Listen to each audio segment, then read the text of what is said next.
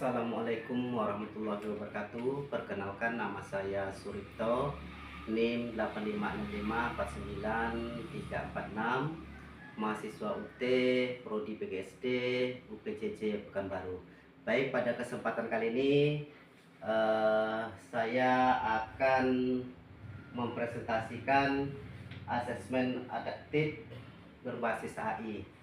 Yang saya hormati Bapak dosen pembimbing, Bapak Isa Ansori, dan rekan-rekan mahasiswa dimanapun berada. Jadi yang pertama, kita lihat asesmen adaptif berbasis AI. Agenda presentasi yaitu konsep dasar memahami Computerized Adaptive Testing dan peran AI. Kemudian manfaat utama yaitu keuntungan efisiensi bagi dosen dan personalisasi bagi mahasiswa.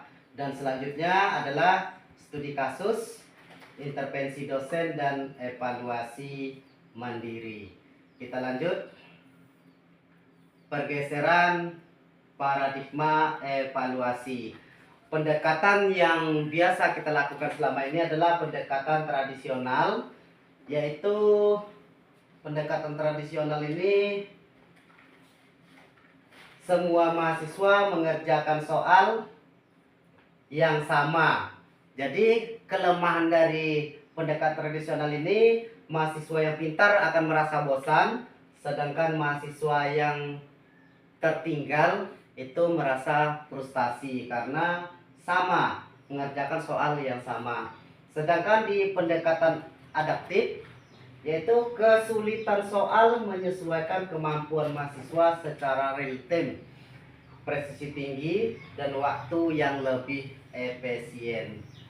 Kemudian mekanisme kerja yaitu mulai dari soal tingkat kesulitan sedang.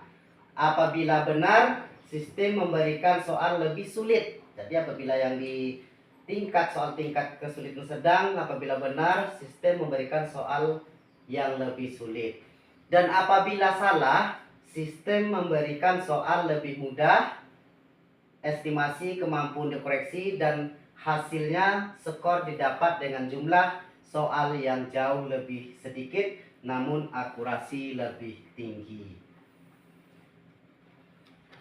Kemudian peran kecerdasan buatan atau AI,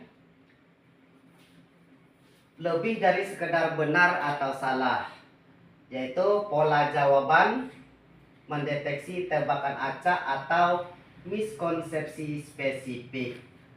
Selanjutnya, mengatur pengerjaan, mengukur keyakinan dan kelancaran, analisis, menilai esai otomatis untuk umpan balik yang instan secara cepat, memprediksi atau memproyeksikan potensi kegagalan sebelum ujian akhir.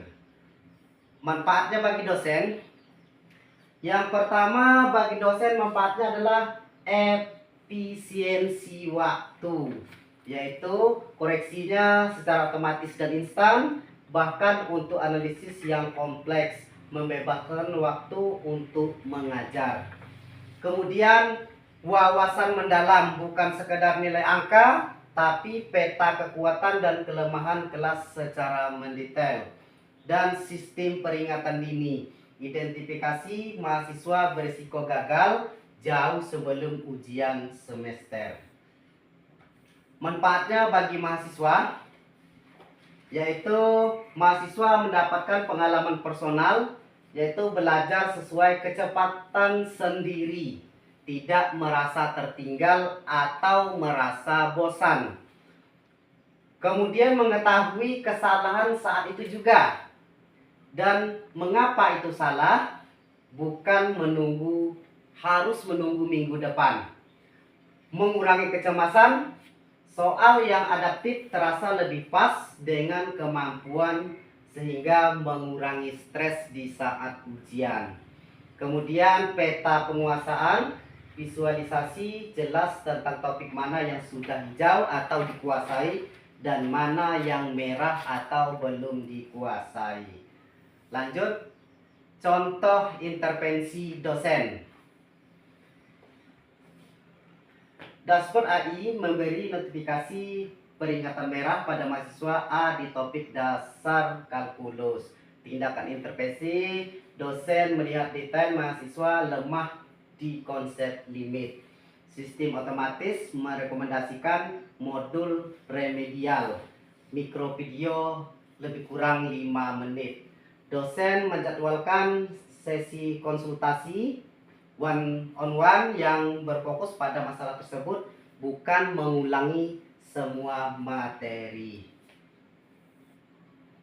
Kemudian contoh evaluasi mandiri. Dampak evaluasi. Mahasiswa divisualisasi melihat topik aljabar, misal berwarna hijau. Kemudian tapi geometri berwarna kuning, perlu latihan.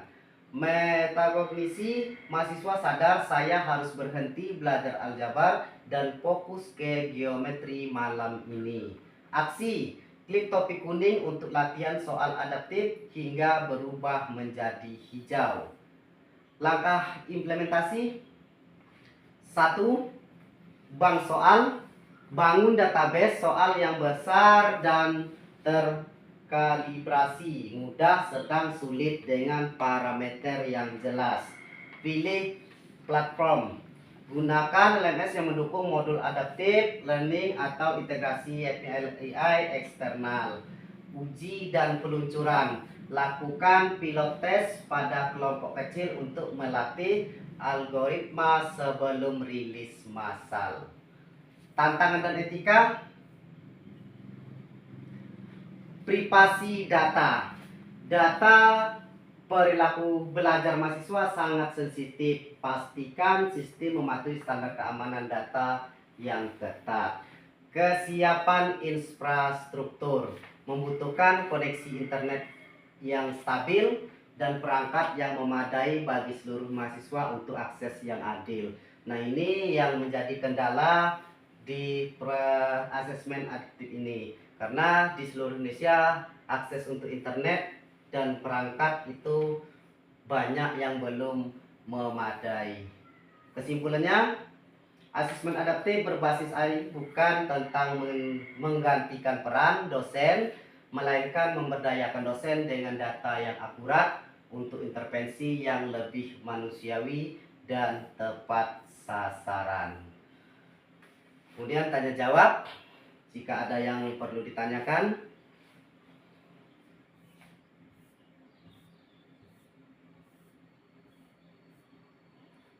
Oke, demikian presentasi saya pada hari ini. Semoga bermanfaat untuk kita semua. Saya akhiri, wassalamualaikum warahmatullahi wabarakatuh.